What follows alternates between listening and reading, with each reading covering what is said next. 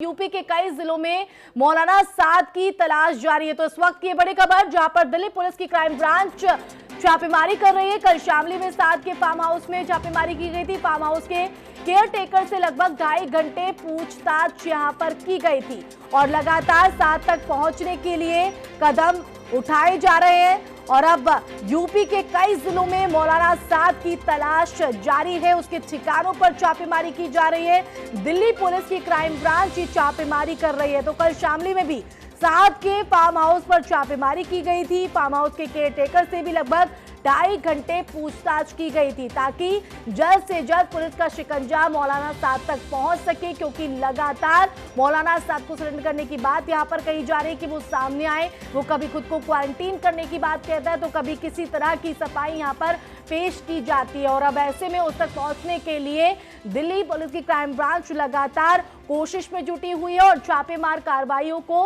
अंजाम दे रही है। और अब यूपी तक जो है ये गाज पहुंच गई है। यूपी के कई जिलों में मौलाना साद की तलाश की जा रही है। तो कल शामली में साद के फार्म हाउस की छापेमारी यहां पर की गई थी, क्योंकि दिल्ली के मरकज में निजामुद्दीन में जिस तरह से जमाती इकट्ठा हुए थे, वो जमाती देश के कोने कोने में छुप गए। मौलाना साद का मुखिया और उसके बाद से वो खुद गायब है। हालांकि वीडियो जारी कर अपनी सफाई मौलाना साद की तरफ से पेश की गई थी, लेकिन अब लगभग 1 महीना पूरा होने जा रहा है, अभी तक पुलिस के शिकंजे से बाहर है मौलाना साद। और ऐसे में उस तक जल्द से जल्द पहुंचने की कवायद में दिल्ली पुलिस की क्राइम ब्रांच जुटी हुई है। और अब कार्रवाई की गाज यूपी के कई जिलों में चल रही है। कई जगहों पर मौलाना साद के लिए तलाश में छापेमारी की जा रही है। कल शामली में भी छापेमार कार्रवाई को अंजाम दिया गया था। तो फार्म हाउस के केयर टेकर से भी लगभग 2.5 घंटे पूछताछ यहां पर की गई थी और जानने की कोशिश इन सवालों के जरिए कि आखिर मौलाना साद कहां छिपा बैठा है। तो लगातार ये संदेश दिया जा रहा है कि मौलाना साद बाहर आए, लेकिन जिस तरह से वो खुद को छिपाए बैठा है उसके बाद कई शक की सुई जो है वो उसके खिलाफ खड़ी हो रही है। तो यूपी के कई जिलों में मौलाना साद की तलाश में ये छापेमार कार्रवाई चल रही है। कल शामली में भी इसी तरह से छापेमार कार्रवाई की गई थी और फार्म हाउस में 2.5 घंटे तक केयर टेकर से भी पूछताछ की गई थी ताकि जल्द से जल्द मौलाना साद तक पहुंचा जा सके। और इसी पर ज्यादा जानकारी के लिए हमारे संवाददाता का हम यहाँ पर रुख करेंगे। बिल्कुल जिस तरह से यूपी के कई जिलों में मौलाना साद की तलाश जारी है अमित, ऐसे में अभी तक 1 महीना जो है वो पूरा होने जा रहा है, लेकिन कुछ पता नहीं चल पा रहा है साद का।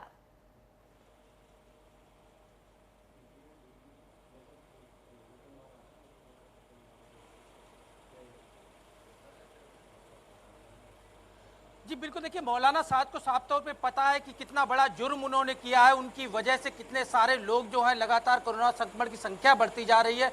एक बात पहले हम आपको बताना चाहेंगे, जिस नेवसराय थाने के बाहर हम खड़े हैं, यहाँ पे निशार अहमद नाम का एक जमाती था और जिस वजह से L6 गली को सीज किया गया, वहाँ भी आज 5 कोरोना पॉजिटिव नए और मरीज निकले हैं। तो जाहिर तौर पे किस तरह से लगातार इनकी संख्या बढ़ रही है इसे देखा जा रहा है और दिल्ली पुलिस इसे लेकर खास तौर पर अलर्ट हो गई। यूपी के कई इलाकों में छापेमारी की गई है। यहाँ तक कि मौलाना साद का जो फार्म हाउस है उसके गेट का ताला तोड़ा गया है। उसके साथ ही क्राइम ब्रांच की सेल अंदर दाखिल हुई और जो वहाँ पे केयर टेकर्स थे, खासतौर पर उन सारे केयर टेकरों से लगातार पूछताछ की गई कि आखिरकार मौलाना साद आखिरी बार कब यहाँ फार्म हाउस में आया था। दूसरी बड़ी चीज कि अमूमन अगर मौलाना साद की बात की जाए तो वो कितनी बार यहाँ फार्म हाउस में आता था और जो वो गतिविधियों को अंजाम दे रहे हैं इस तरह के इंस्ट्रक्शन उन्हें कौन दे रहा है। यानी दिल्ली पुलिस की क्राइम ब्रांच जो है लगातार अब मौलाना साद पे शिकंजा कसने की कोशिश कर रही है। और यही बड़ी वजह है कि चाहे यूपी हो या दिल्ली हो या अन्य इलाके जहां भी मौलाना साद के मिलने के चांस है, पुलिस उसे लेके लगातार छापेमारी कर रही है। बिल्कुल अमित, दिल्ली पुलिस की क्राइम ब्रांच लगातार छापेमार कार्रवाई के जरिए मौलाना साद पर शिकंजा कसने की कवायद में जुटी हुई है। लेकिन जिस तरह से लगातार यहां पर कार्रवाई की जा रही है और जैसे कि आपने कल भी बताया कि शामली में भी फार्म हाउस पर छापेमारी की गई थी और केयरटेकर से 2 से 2.5 घंटे पूछताछ की गई थी। इस पूछताछ में अभी तक क्या कुछ निकलकर सामने आया और कितना आसान मौलाना साद तक पहुंचने में कितनी मदद इस पूछताछ के जरिए?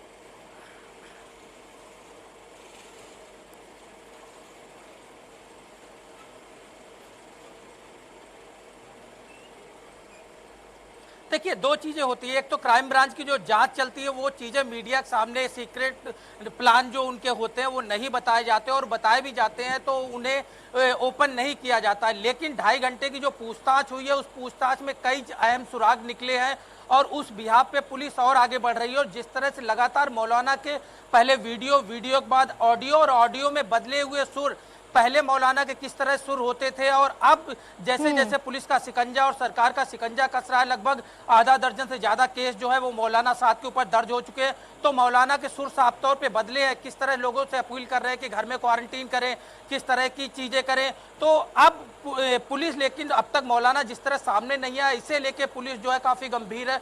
और यही वजह है कि अब पुलिस को लगता है कि जब तक मौलाना साद के ऊपर शिकंजा नहीं कसा जाएगा, मौलाना साद को हिरासत में नहीं लिया जाएगा, तब तक आगे की कार्रवाई मुमकिन नहीं है। क्योंकि कई लोग अब भी जुड़े हैं यूपी की बात बिल्कुल, करते हैं, यहाँ पर लोगों दिल्ली के ऊपर पुलिस की मरकजियों के क्राइम ऊपर ब्रांच 10,000 जुटी रुपए हुई तक है, का इनाम छापेमार घोषित किया कार्रवाई गया कर रही है। लेकिन इस उसके वक्त बावजूद चैलेंज, मरकजी इस वक्त अमित कहीं ना कहीं बहुत बड़ा सामने इस चैलेंज को पूरा करने की कोशिशें जरूर बनी है, और सबकी निगाहें इस पर इसलिए भी टिकी हुई है कि कब तक मौलाना साद तक जो शिकंजा है वो पुलिस का पहुंच पाएगा। फिलहाल शुक्रिया आपका जुड़ने के लिए, क्योंकि करीब 1 महीना जो है वो पूरी तरह से होने जा रहा है, लेकिन अभी तक मौलाना साद पुलिस के शिकंजे से बाहर है। और सवाल यहां पर इसलिए भी खड़ा हो रहा है क्योंकि सफाई पेश करने के लिए वीडियो भी मौलाना साद ने जारी किए थे, लेकिन उसके बावजूद वो खुद छुपा बैठा है, जो कई तरह के गंभीर सवाल खड़े कर रहा है। और ऐसे में शिकंजा कसने की कवायद में दिल्ली पुलिस की क्राइम ब्रांच जुटी हुई है।